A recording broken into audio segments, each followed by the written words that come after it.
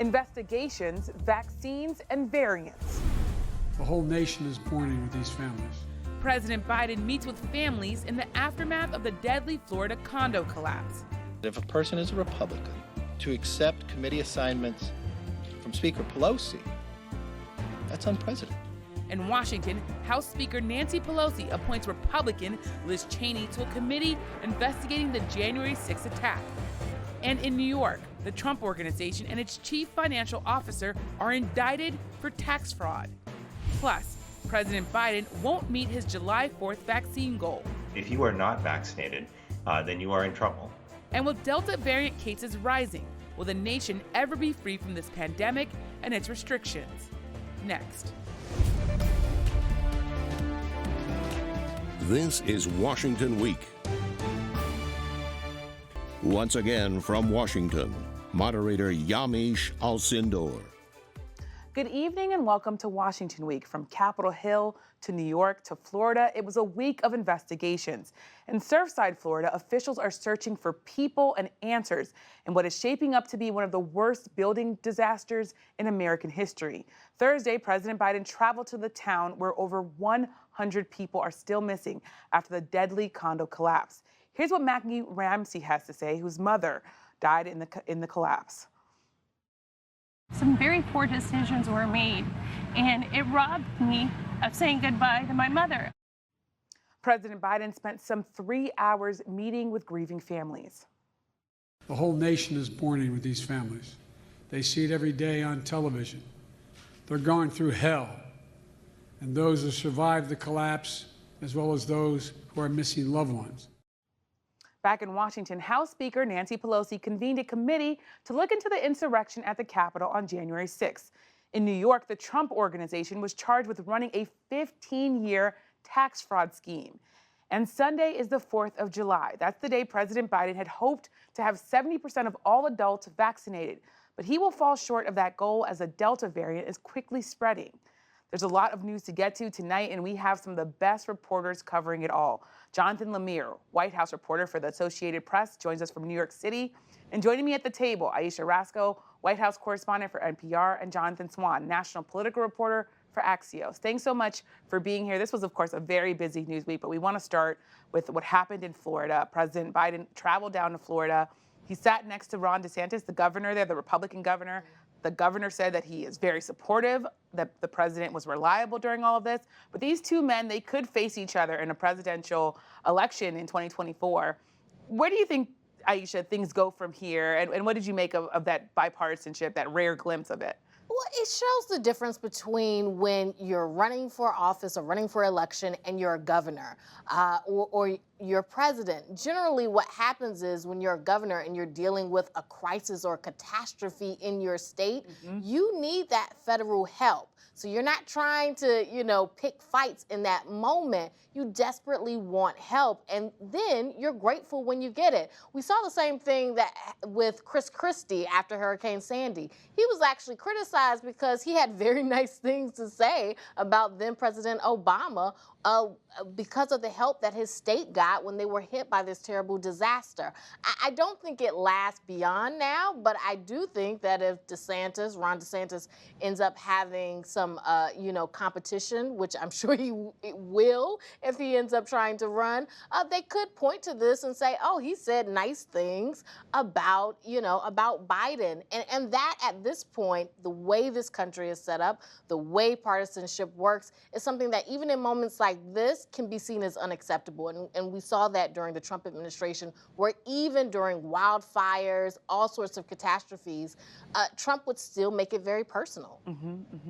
I want to ask you a follow-up question about this. We don't know, of course, what happened exactly with this building collapse, but there is this conversation going on about infrastructure and climate change. Progressive Democrats in particular are pressuring President Biden to do more and get more money. How do you think that this building collapse at all impacts that conversation around infrastructure and climate? Even if it's not directly associated with it, it makes people feel like this is the sort of thing that can happen. These are the sorts of things, whether it's the rising temperatures out west, you have this heat wave. It's this feeling that climate change is not something that's on the horizon anymore. It's here. we are feeling the effects of it and something must be done. Like the planet is at risk, and so they want action. The problem, of course, is that there are always a million different things pulling at a president, and whether it's infrastructure, roads and bridges, whether it's voting rights, police action, all of these things. And, right now Biden is trying to thread that needle to please everyone. But I think that's why you saw White House officials this week saying we're not backing away from climate. They don't want to feel that pressure, saying we still support a clean energy standard, that we're going to make sure that these long-term tax breaks for clean energy are in, whatever passes Congress. We're going to make sure it gets done. And Jonathan Lemire, I want to come to you, and I have to say, Jonathan, your full name, Jonathan Lemire, because we have two Jonathans on tonight, and we love you both, of course. Jonathan Lemire, talk about President Biden being in his element. This, of course, was him being the empathizer in chief. Where does he go from here as he does that threading of needle, as Aisha just talked about? Well, Yamiche, I'll recognize myself as the lesser Jonathan this evening, no doubt there. In terms of President Biden, there's probably never been an American elected official who speaks so powerfully and eloquently about grief and who's able to have a connection with someone who has just gone through a tremendous loss. And that, of course, is shaped by Biden's own personal tragedy. As we all know, his first wife and his daughter were killed in a terrible car accident that badly injured his two sons. One of those sons later, Beau Biden, died of cancer, forcing Joe Biden to now has buried two of his children. And he talks often about how those tragedies and that grief has really shaped him as a person. And it also allows him to really connect with people who have gone through something similar. So my colleagues and I, as we reported his visit on Thursday down to Surfside, Florida, it was on full display. And certainly his public remarks to reporters when he talked about how the whole nation was rallied behind them and how the nation was united in mourning with those who have lost someone or their relatives or loved one are still missing. And now, of course, more than a week since the tragedy, they fear the worst. But we also obtained a Instagram video taken behind closed doors in the private meetings that Biden had with those families. And he addressed the group at first all at once, and then he went person to person. He went family to family, sharing his story, but more than that, listening to their stories about their loved ones. And it's certainly a degree of empathy that he's able to show that we don't often see from American public figures. Yeah. Let's now turn to the case against the Trump Organization. On Thursday, the former president's company and its CFO, Allen Weisselberg, were both charged with fraud and tax crimes. A lawyer for the Manhattan District Attorney called the alleged actions a, quote, sweeping and audacious illegal payment scheme. Former President Trump released a statement saying the charges were part of a, quote, political witch hunt by the radical left Democrats. Not surprising, the language that he's using there. Jonathan Swan, I want to come to you. What does this mean for President Trump, his brand, and his political future? Well, it's a complicated question because, so we need to pick it apart a little bit. On one hand, if the allegations are true, this is obviously illegal, obviously should be prosecuted. On the other hand, when you compare it to the expectations that had been set for this investigation, Trump's political opponents, many of them viewed this as quite underwhelming. Cy Vance has been working on this investigation for more than 2 years. He's had 8 years of Trump's tax returns. And we should note it's still an ongoing investigation. They've made that very clear. We don't know, this is not necessarily the final word. But if this really is the final word and it's really an indictment based on fringe benefits, tax fraud for his CFO, and Donald Trump himself doesn't get indicted, none of his children get indicted, when you compare that to the expectations, it's quite underwhelming. All that being said, these criminal indictments really affect businesses. It affects your ability to get loans. It affects your ability to partner with people. Donald Trump has a lot of debt, so it could have real impacts on his business. But as for his political fortunes, I don't know that it has a huge impact. If anything, when I talk to his aides, I get the sense that these investigations make it slightly more likely that he runs for president in 2024 for a couple of reasons. I think some of them see it as a bit of a heat shield, the idea that he is not just a former president, but potentially an active candidate, gives them a sort of ability to say this is all political. And I think the other part of it is just ego and sort of revenge, and there's a sort of, goading element to it as well. So I think that's kind of how to view the situation. And Jonathan Lemire, I want to come to you. Alan Weisselberg, there's a lot of talk of whether or not he may flip on the president. Do you have any insight into that? And any insight whether or not former President Trump faces any sort of consequences? Jonathan Swan, is hearing a lot of what I'm hearing, which is that unless President Trump is charged, he's going to feel like he won. He's going to feel like this doesn't really politically hurt him. Well, certainly, Yamiche, we know that Donald Trump's not shy about claiming victory, whether or not he actually emerges as a winner in a particular moment. A couple of things here. Yes, Chief Financial Officer Alan Weisselberg, who for a long time now was seen as really a key figure in this investigation into the Trump Organization. He's the one who handled the books and sort of knew where the bodies were buried, if you will.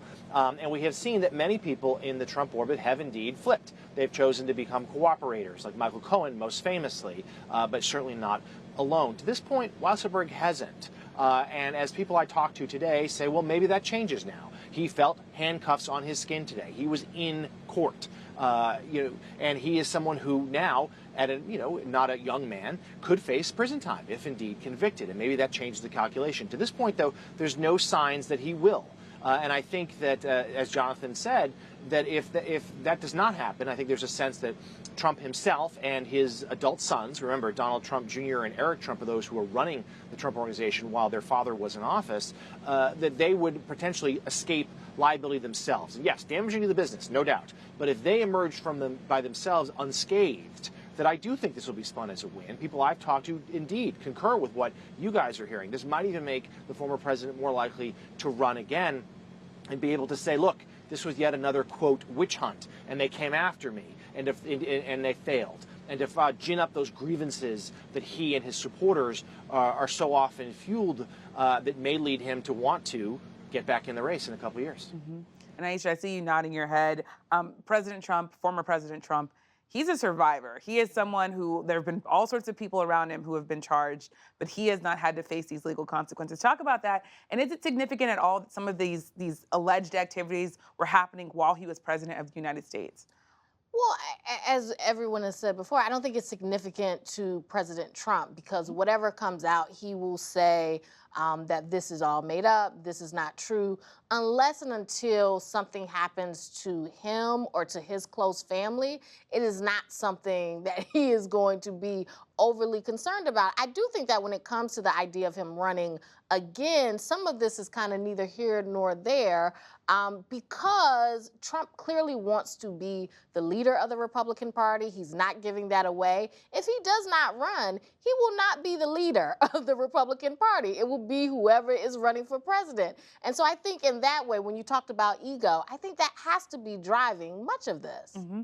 And when Jonathan Swan, when you mentioned the word ego, it stuck in my mind too. I almost feel like I want you to maybe talk to our audience a bit more about what you're hearing from your sources, your good sources in the Trump world. So, look, a big part of what possesses Donald Trump at the moment is he wants to be relevant. So his staff are constantly printing out, that they'll show him all the news clips he's getting. So you're still in the game, here's, all the headlines you're getting, and they show him and they sit down. He does his political meetings with his team on the phone, etc. But from what I understand from talking to people around him, the thing he misses most, and it has a real psychological effect on him, is just he's not on television all the time. When he switches on TV, it's not just wall-to-wall Trump coverage. It's not wall-to-wall newspapers. I remember going in and seeing Donald Trump when he was president, going into the dining room and saying, he would watch himself on television. He would experience being covered in a sort of, the amount of pleasure he got from that was almost visceral when you were in his company. And that's got to be, the withdrawal from that drug has to be quite intense. Yeah. And that's what I hear over and over again when I talk to people who are still in his orbit. It's such a smart window into the person that all of us covered together, the former president. I remember him looking up in the sky and saying, I'm the chosen one. You could tell that he was reveling in this idea that he was on TV and that people were talking about him and he felt like he was the man of the moment. I want to now turn to something that happened on Wednesday. The House voted to approve a select committee to investigate the January 6th insurrection. Thursday, House Speaker Nancy Pelosi announced that Republican Liz Cheney of Wyoming would serve on the committee. Here's what Cheney had to say. Our oath to the Constitution, our duty, our dedication to the rule of law and to the peaceful transfer of power has to come above any concern about partisanship or about politics. Now, House Minority Leader Kevin McCarthy criticized Cheney for accepting the committee assignment from a Democrat. Well, I was shocked that she would accept something from Speaker Pelosi. It would seem to me, as since I didn't hear from her, maybe she's closer to her than us. I don't know. Well, the high term for that, what McCarthy was doing there, is called shade. Jonathan Lemire, I want to come to you. What is the politics of all of this? How does each party, including the White House, see this? Well, shade's a good term for it. So look, we know that, of course, let's take a step back here, and that the Senate, the Republicans in the Senate killed the bipartisan commission modeled after the September 11th commission that was to investigate the January 6th Capitol riot, which, mind you, is just in a few days from now will have hit the 6-month anniversary. So it is remarkable and sort of sad, frankly, that that much time has elapsed without any meaningful congressional probe into what happened. So, because of that, House Speaker Pelosi has forged forward this select committee, certainly raised eyebrows with the selection of Liz Cheney, a Republican, to be on it. And GOP leader McCarthy had previously threatened to take away the committee assignment of any Republican who accepted the Democrats' invitation to be on that committee. He seems like he's backed away a little bit from that now, but the question now remains, who does he appoint? Is there a chance that he would pick some sort of middle-of-the-road Republicans who would give this a fair shake? It's possible, but certainly people I've talked to say that the more likely scenario is that he picks more dyed-in-the-wool, sort of real conservative Trumpist Republicans who may not, frankly, take this matter all that seriously, who are the people, if not outright denying and belittling what happened on January 6th, at the very least are eager to turn the page, who want to be talking about anything else rather than get to the heart of what happened that day. So that's something we'll hear. The GOP leader just late today said there was still no news on that. That's something we will hear, we assume, in the days ahead. And those choices will go a long way to shaping the dynamic of that select committee and what they find. And Jonathan Swan, you've interviewed Liz Cheney. Talk to us a little bit about where you see things going based on your reporting. A deep sigh. I think she's, I don't want to use the word delusional because I think it's too freighted and pejorative, but this idea that she's going to create a new Republican Party or move, it's absurd. It's absurd for anyone who spends any time talking to Republican elected officials. It's not where the party is. The party is extremely united. She gets a lot of press attention, so does Adam Kinzinger. But you go up to the Hill, you talk to Republican House members, they are united. They don't want to talk about January 6th. They want to move on. They want this to be in the rearview mirror. She is so unrepresentative of the Republican Party that you may as well just put a D next to her name at this point. Even though she's deeply conservative, even though she has a completely conservative voting record, that doesn't matter. It's not about ideology. The party is not where she is. So I just think the project that she's embarking on of trying to almost restore the Republican Party to the Bush-Cheney party, I think it's a fantasy. Yeah. I think it's a complete fantasy. Yeah. And all this is going on while the Supreme Court this week ruled and upheld this Arizona GOP voting restriction. Tell us a little bit about what that means for Democrats and what it means for these GOP-backed laws on voting laws. Well, what it means is that it is another blow against the landmark Voting Rights Act. Some would say that at this point, the Voting Rights Act really has no teeth. And it puts great pressure on the White House to try to do something. The White House is in a very difficult position. President Biden is expected to give some remarks on this or talk about this in the coming days, but he is facing a lot of pressure to get something done. But the problem is there's not enough support in Congress to get anything done on voting rights at this moment. The support's not there. And this weekend, millions of Americans are expected to travel and gather to celebrate July 4th. That's a lot different, of course, from last year. At the White House, President Biden is hosting more than 1,000 people for a party. But the Delta variant is spreading. Experts worry it could cause a new spike in cases among unvaccinated people. Joining us to talk about this particular issue in COVID is Yasmeen Abutaleb. She's national health policy reporter for The Washington Post and author of Nightmare Scenario: Inside the Trump Administration's Response to the Pandemic That Changed History. Yasmeen, thank you so much for joining us. President Biden missed his COVID vaccine, or will miss it, his COVID vaccine goal. He isn't far off, though. That being said, vaccination rates in the South and among Republicans is a big part of this issue. What can President Biden do to convince more people to get vaccinated? And is it at all possible to separate the politics from this? The White House is pretty focused right now on smaller scale efforts on finding local doctors, community leaders to convince people to get vaccinated. I think they recognize that the people who want to listen to the president and what he has to say about vaccinations have gone and got them, and now they need to take a very different localized approach. And to be clear, it's not only people who are resistant to getting vaccinated that haven't gotten vaccinated. It's also communities of color and other vulnerable communities and hard to reach ones where maybe there isn't as easy of access to a doctor's office. So that's also a big part of the effort here. I think in terms of the politics, it's impossible to separate them because a lot of people who are resistant to getting vaccines, there are sort of two camps. There are the people who are anti-vaxxers and are resistant to all types of vaccines, and then the people who kind of mistrust this process for a number of reasons. The COVID vaccines were developed in record time. There are all sorts of conspiracy theories about the vaccines, and then of course a big part of it is the politicization of scientists and science, and particularly Dr. Fauci. I mean, he's gotten so tied into some of the anti-vax stuff and the people resistant to the coronavirus vaccine specifically. And talk a little bit about the Delta variant and the challenges ahead specifically with that.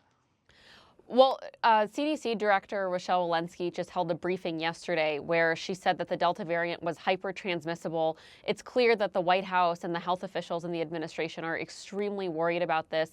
The good news is that the vaccines do seem to protect against the variant, but the bigger concern here is I think we've seen over the last several months, the more the virus is able to spread, the more dangerous the variants become. The good thing is they're not necessarily more deadly, but they do become more transmissible and easier to spread. And even if vaccinated people are protected against the Delta variant, the concern is that if it's allowed to spread, what variant is going to emerge from that? The more this virus can spread, it's a highly efficient virus, the more it can become more efficient and more transmissible, and we just don't know what form that's going to take. So right now the vaccines are effective, but there is a lot of concern about outbreaks among unvaccinated populations, especially in the fall when people start moving indoors a bit more, and especially because we've started relaxing so many restrictions. And Aisha, I want to come to you on really the COVID economy. The U.S. added 850,000 jobs in June. That beat economists' expectations. What does that tell you about kind of where this is going and the recovery effort that the White House is dealing with?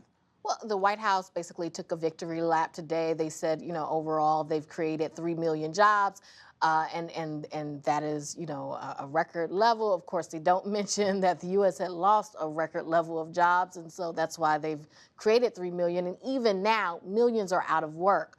So I think that they are making that argument. The issue for them is that as they're trying to get all this funding for infrastructure and all these other things, with the economy not in a free fall, that makes it a bit harder to justify or to make the case for trillions of dollars in spending. So they're going to run up against more opposition for that. So that's part of what, it's kind of like a catch-22 with this economy.